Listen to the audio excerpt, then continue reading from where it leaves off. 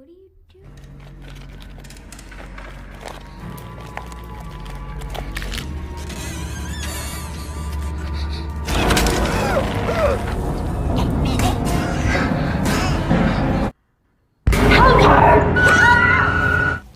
Assalamualaikum warahmatullahi wabarakatuh. Hey gengs, apa kabar kalian semua? Semoga kalian semua dalam keadaan baik, sehat walafiat ya. Pada video kali ini, kita akan kembali mereview film horor seru, masih lanjutan dari seri Insidious yang sebelumnya. Jika kalian belum nonton, silahkan ditonton dulu ya. Link video sebelumnya ada di deskripsi video ini.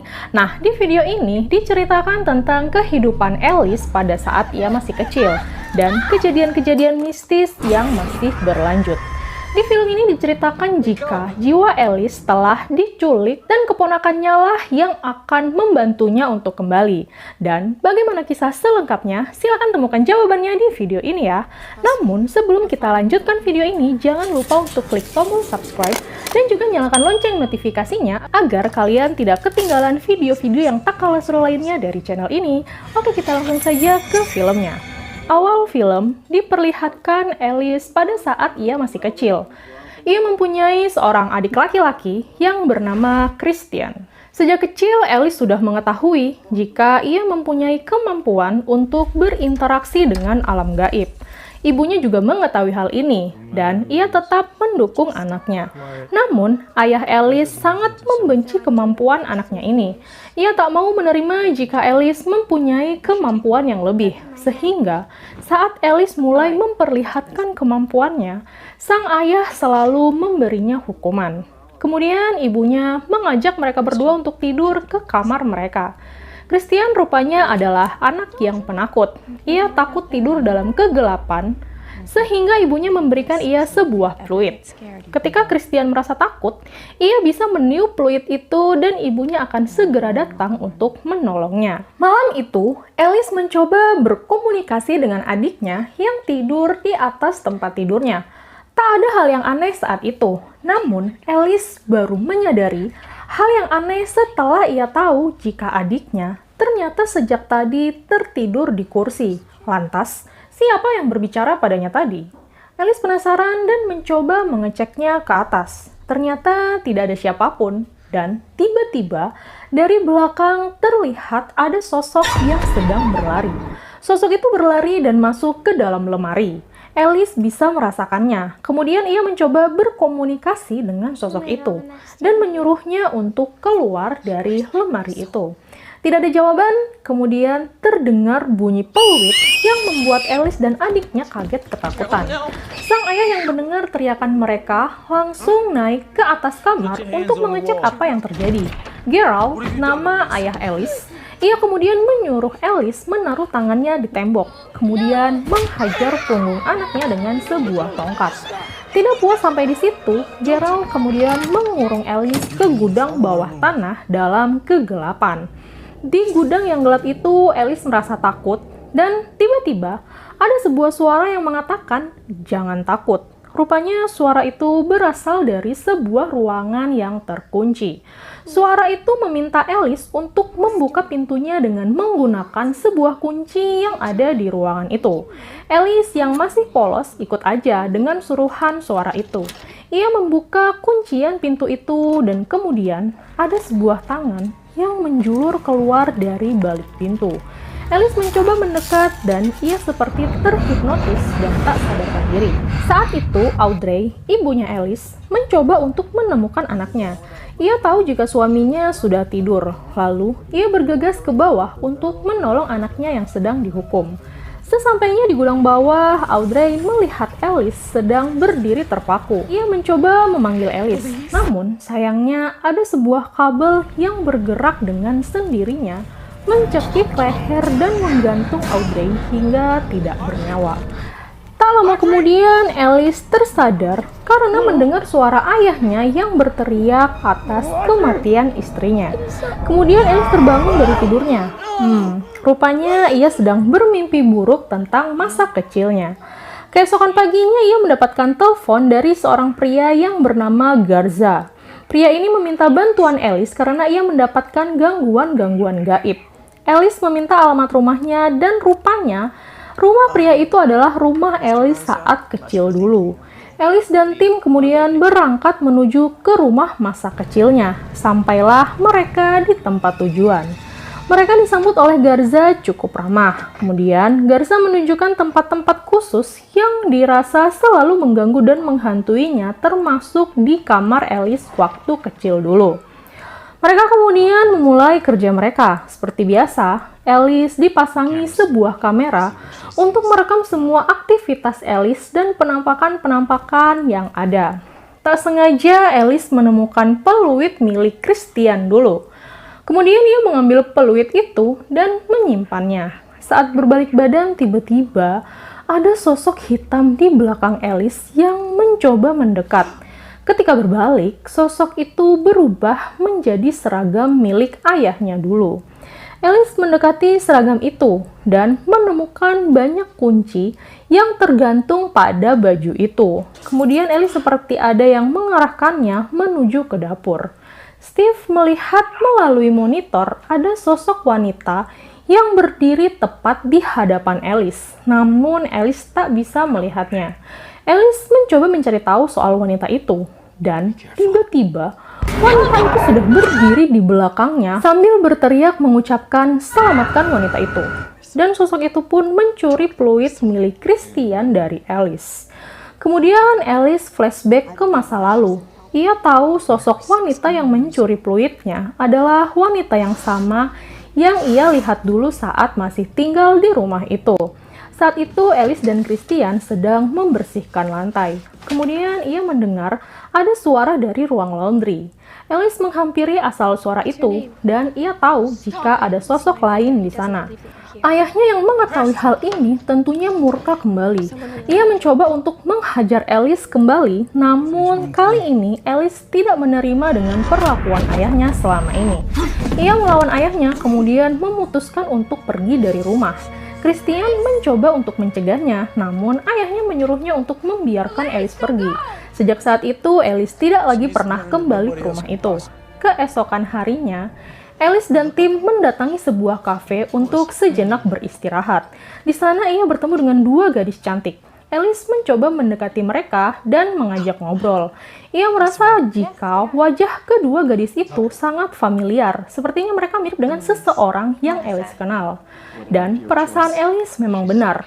Mereka berdua ternyata adalah anak dari Christian, adiknya. Namun Christian nampaknya marah terhadap kakaknya karena dulu Alice meninggalkannya sendirian dengan ayahnya yang jahat.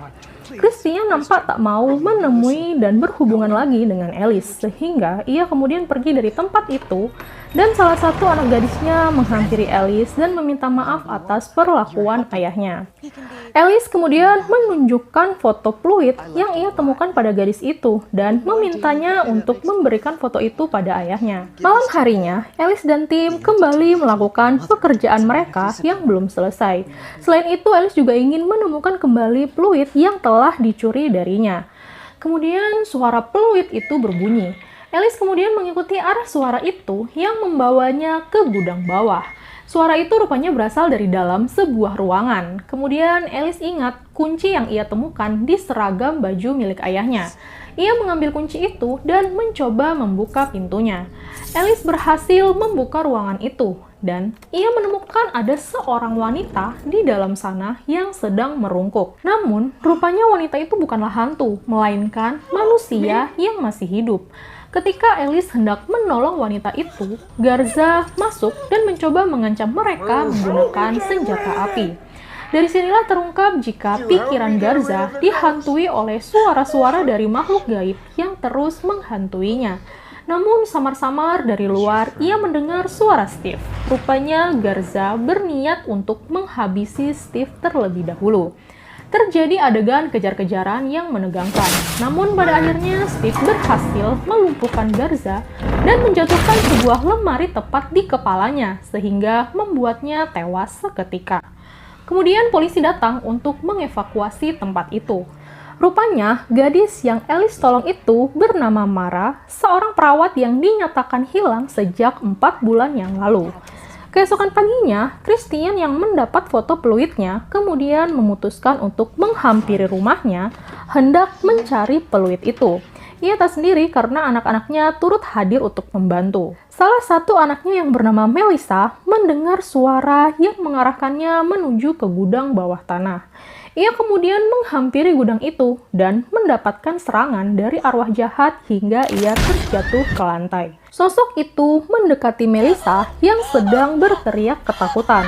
Kemudian, ia membuat luka di dada Melissa untuk memasukkan jarinya yang berbentuk sebuah kunci. Seketika suara Melissa hilang dan ia ditemukan tak sadarkan diri.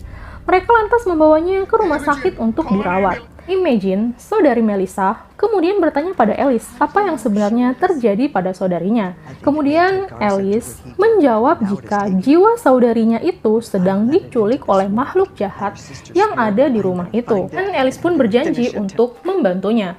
Sebelum pergi, keponakannya itu kemudian mengakui jika ia juga memiliki kemampuan yang sama seperti yang dimiliki oleh Josh dan Dalton. Saat ia tertidur, jiwanya bisa keluar dari raganya dan menjelajah ke alam arwah. Akhirnya, Alice mengajaknya untuk bekerja sama menyelamatkan jiwa Melissa. Kemudian mereka kembali ke dalam rumah. Alice rupanya merasakan ada sesuatu yang mendorongnya untuk menemukan suatu tempat. Ia kemudian sampai di satu ruang yang terdapat baling-baling pembuangan udara.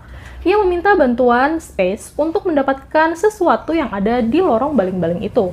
Setelah dibuka, rupanya Space menemukan ada sebuah baju tidur yang sudah usang dan berlumuran darah.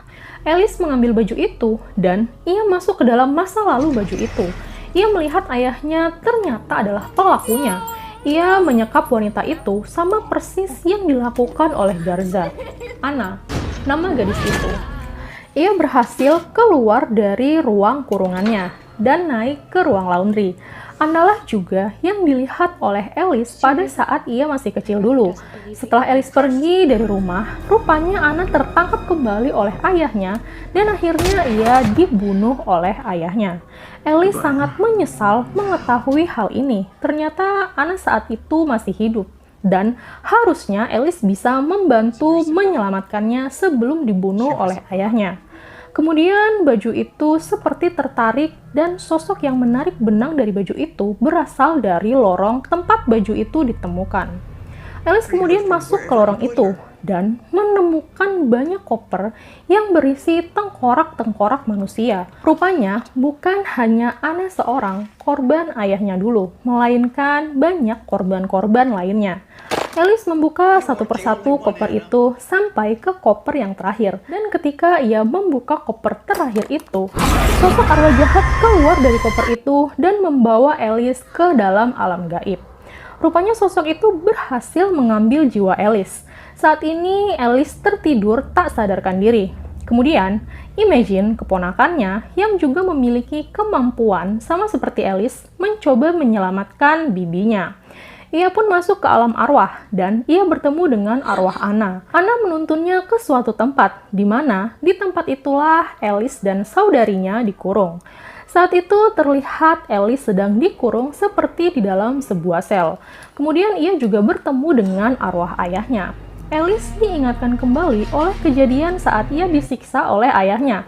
Dan dengan memanfaatkan kesedihan serta emosi Alice, sosok jahat yang selama ini menguasai pikiran ayahnya, membuat Alice ingin balas dendam untuk memukuli ayahnya. Dan ia berhasil membuat Alice memukuli ayahnya. Namun hal ini tidak berlangsung lama karena Imogen datang dan menyadarkan Alice. Sayangnya arwah jahat itu berhasil menyekap Imogen. Kemudian Alice memohon pada sosok jahat itu untuk melepaskan keponakan-keponakannya. Sayangnya ia malah diserang oleh arwah jahat itu dan hendak dibunuh. Kemudian Imogen yang membawa peluit ayahnya melemparkan peluit itu pada Alice. Alice dengan susah payah mencoba menggapai peluit itu dan ia berhasil. Kemudian Alice meniup peluit itu dan seketika arwah Audrey, ibunya, datang dan menolongnya. Audrey berhasil mengalahkan sosok jahat itu dan memeluk anaknya. Audrey juga berpesan pada Alice untuk terus menolong orang-orang yang membutuhkan bantuannya. Kemudian Alice, Melissa, dan Imogen melarikan diri, dan akhirnya mereka semua kembali sadarkan diri. Alice dan Imogene langsung bergegas menuju ke rumah sakit untuk melihat Melissa yang sudah mulai pulih. Dan di sana, Alice juga bertemu dengan Christian, adiknya. Mereka berdua pun saling meminta maaf dan memaafkan satu sama lain. Dan film pun selesai. Nah, gimana nih gengs review filmnya kali ini? Cukup seru ya. Semoga video kali ini sedikit menghibur buat kalian ya. Oke, sampai di sini dulu video kali ini. Kita ketemu lagi di next video. Wassalamualaikum warahmatullahi wabarakatuh.